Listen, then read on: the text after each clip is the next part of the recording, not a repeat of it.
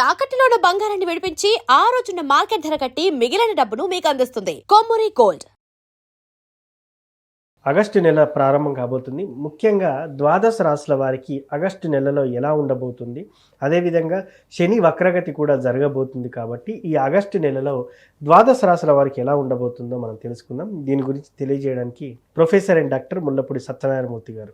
గురువు గారు నమస్కారం. నమస్కారం అండి ముఖేష్ అంబానీ గారు. కర్కాటక రాశి వారికి ఆగస్టు నెలలో ఎలా ఉండబోతుంది అంటారు? ధ్యాయేత్ పద్మాసనస్థాం వికసితవదనాం పద్మపత్రాయతాక్షీం హేమాభాం పీతవస్త్రాం కరకలతల సద్ధేమ పద్మాం వరాంగీం సర్వాలంకారయుక్తాం సకలముభయదాం భక్తనమ్రాం భవానీం శ్రీ విద్యాం శాంతమూర్తిం సకల సురనుతాం సర్వసంపత్ప్రదాత్రీం. జై బెజవాడ కనకదుర్గమ్మ తల్లికి జై. ఇప్పుడు మనకి కర్కాటక రాశి వారికి అందరికీ కూడా జన్మంలో గురురవులిద్దరూ ఉన్నారు. దానివల్ల జ్ఞానం ఎక్కువైపోతుంది. రోజు తెల్లవారుజామున లేచి చదువుకునేటటువంటి పిల్లలు, చలికాలం కాబట్టి నిద్ర లేకపోవడం, వర్షాకాలం కాబట్టి తెల్లవారుజామున 5 గంటలకు లేపండి అని ఈ లేపేవాడు పడుకుంటాడు, ఈ వీళ్ళకి మెలకు రాదు. ఈ విధంగా ఉంటుంది ఈ యొక్క కర్కాటక రాశి వారి పరిస్థితి. గ్రహాలన్నీ అనుకూలంగానే ఉన్నాయి. కొంచెం పనులు లేటుగా అవ్వడం జరుగుతుంది. అష్టమ రాహు వల్ల కొంచెం మెంటల్ టెన్షన్స్ అనేటటువంటివి ఉంటాయి. ధనస్థానంలో గత నెల కంటే కూడా ఈ నెలలో ఆదాయాలు కొంచెం తగ్గుముఖం పడతాయి. పాము కింద చాప కింద నీరులాగా వీళ్ళు పనులు అనేటటువంటి వీళ్ళు చేసుకెళ్ళిపోవడం జరుగుతుంది. అలాగే వ్యయములోకి కుజుడు వచ్చాడు. దాని మీద విపరీతమైనటువంటి కోపము, అప్పుల బాధలు ఇవన్నీ కూడా ఉంటాయి. బుధుడు కుజుడు ఇద్దరు కూడా మనకి మిథున రాశిలో ఉన్నారు. మోకాళ్ళ నొప్పులు, ఆర్థో ఎరిథ్రైటిస్ లాంటి సమస్యలు వీళ్ళకి రావడానికి అవకాశం అధికంగా ఉంది. నూతన వస్త్రాలంకరణలు, కొత్త కొత్త బట్టలు కొనుక్కోవడం, కొత్త కొత్త బంగారపు వస్తువులు కొనుక్కోవడం ఇలాంటివన్నీ కూడా జరుగుతాయి. భార్యాభర్తల మధ్య ఫైటింగులు జరుగుతున్నాయి. ఒకళ్ళ మీద ఒకళ్ళు కోర్టులో కేసులు వేసుకున్నారు. ఆ కేసులన్నీ కూడా ఇంకా పూర్తి కావడం లేదు అని చెప్పేసి హైరానా పడుతూ ఉంటారు. అనవసరమైనటువంటి వ్యక్తుల్ని వీళ్ళు దగ్గరకు రానివ్వరు కర్కాటక రాశి వారి ఆగస్టు నెలలో. ఎందువల్లంటే ఆల్రెడీ నష్టపోయారు కాబట్టి. గతంలో వీళ్ళందరూ కూడా స్నేహితులందరికీ కూడా సహాయాలు చేసి సెక్యూరిటీ సంతకాలు పెట్టి చక్కగా ఇచ్చారు. వాళ్ళకి అట్టకపోయేసరికి మరి వీళ్ళని పట్టుకుంటారు కదా. ఆ అనుభవాలన్నీ వచ్చేసినాయి.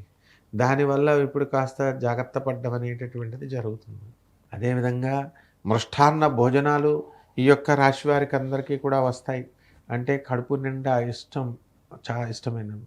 ఇప్పుడు మాకు దిలీప్ శర్మ, గిరిరావు గారు ఇద్దరు ఉన్నారు. ఇద్దరు కలిసి 50 పూరీలు తినేశారు ఒకళ్ళ ఇంటికి వెళ్తే. ఆ విధంగా చక్కటి వంటలు తిన్న తర్వాత అన్ని రకాల వంటలు ఇన్ని మృష్టాన్న భోజనాలు దొరుకుతాయి. ఆ రకంగా ఈ యొక్క కర్కాటక రాశి వారు ఈ నెలలో కొత్త కొత్త బంగారపు వస్తువులు కొంటారు. బంగారపు ఆభరణాలు అనేటటువంటి ఇన్వెస్ట్మెంట్ ప్లాన్స్ అనేటటువంటివి ఎక్కువ వేసుకుంటారు. తర్వాత ఈ రాశివారు రియల్ ఎస్టేట్ బిజినెస్లో కింగ్స్. ఏమంటే నోటు వరకు వచ్చి ఆగిపోతుందండి గురువుగారు అనేటటువంటి వాళ్ళు ఉన్నారు. అట్లాంటిది రియల్ ఎస్టేట్ రంగం కొంచెం ముందుకెళ్తుంది. సాఫ్ట్వేర్ ఉద్యోగాలు చేసేటటువంటి వాళ్ళు కొంతమంది పాపం తగ్గిపోతుంది ఉద్యోగాలు లేకపోవడం వల్ల. అట్లాంటి వాళ్ళు కొంచెం బెంగ పెట్టుకుంటారు. నో, లే ఆఫ్ల వల్ల మళ్ళీ ఉద్యోగం అనేటటువంటిది వచ్చేస్తాయి. నాయన గురువుగారు, ఈ రాశి వారికి ఏ పరిహారం చేసుకుంటే బాగా కలిసి వస్తుందంటారు? తప్పకుండా నాయన.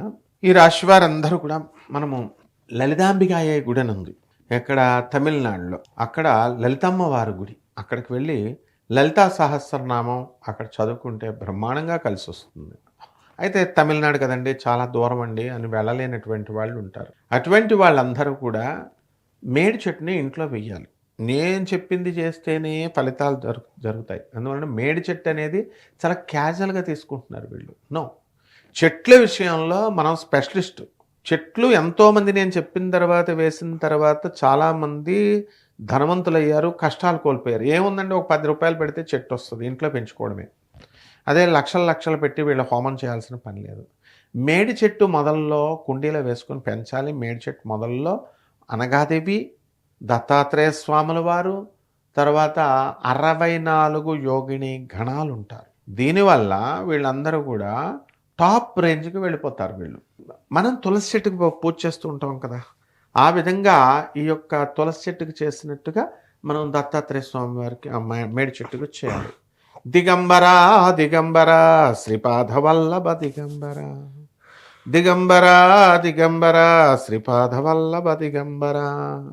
చూడు నీ కళ్ళలో ఎంత తన్మయత్వం వచ్చేస్తుందో, దిగంబర భక్తుడు అయిపోయాను, దత్తాత్రేయుడు భక్తుడు. ఆ విధంగా తన్మయత్వం రావాలి ప్రతి ఒక్కడికి, ఏదో క్యాజువల్గా చదివేస్తున్నట్టు కాదు, కళ్ళంట నీళ్ళు రావాలి.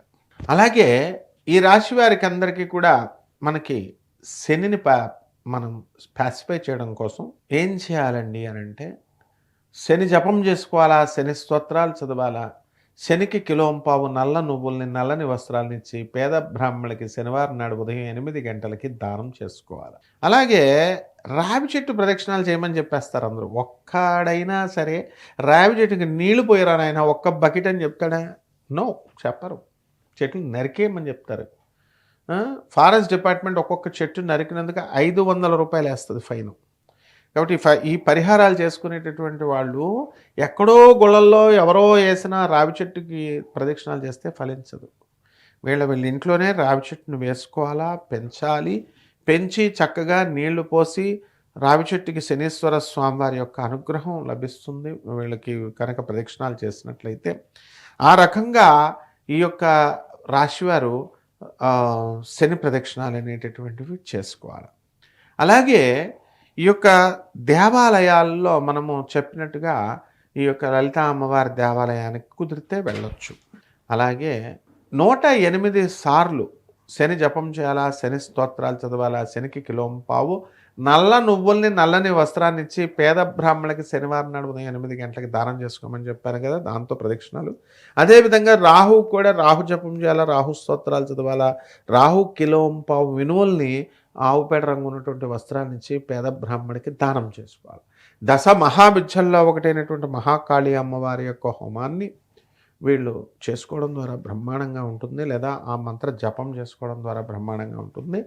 ముఖ్యంగా పేదవారికి, అనాథలకి, వికలాంగులకి, సాధువులకి దాన ధర్మాలు చేసుకోవలసినటువంటి అవసరం ఉంది.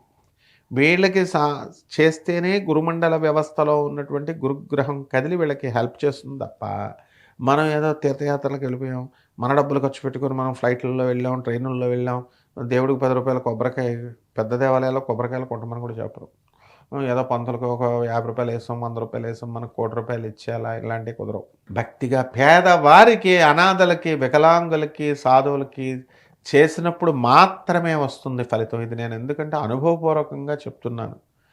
మా గురువులంతా కూడా జగద్గురువులు కాబట్టి జ్యోతిష సార్వభౌములు. మా గురువుగారు మధురకృష్ణ శాస్త్రి గారు అంటే ఇప్పుడు జాగ్రత్తగా చేసుకోవాలి. అంతేకాకుండా ఈ రాశి వారికి మనము ఈ యొక్క కంద దీపము అని పెడతారు. ఆ కందను తీసుకొచ్చి చక్కగా మంగళవారం నాడు సుబ్రహ్మణ్యేశ్వర స్వామివారి ముందు పెట్టాలి. అలాగే బూడిద గుమ్మడికాయ ఉంటుంది. గురువారం నాడు కాలభైరవ దీపం అంటే కుష్మాండ దీపం, దాన్ని ఇలా నరికేసి నువ్వుల నూనె పోసి నల్లని ఒత్తు, అందరూ చెప్తున్నట్టుగానే మనం ఒత్తు ఏదైనా పర్లేదు, నల్లని ఒత్తు చెప్తున్నారు కదా, ఏదో ఒక ఒత్తు వేసి ఆ కాలభైరవుడికి మనం పూజ చేసుకుంటే సరిపోతుంది. థ్యాంక్ యూ గురువు గారు. ఏ రాశి వారికి ఎలా ఉండబోతుంది, అదేవిధంగా చాలా చక్కటి పరిహారాన్ని కూడా చెప్పాడు. ధన్యవాదాలు. ధన్యవాదాలు.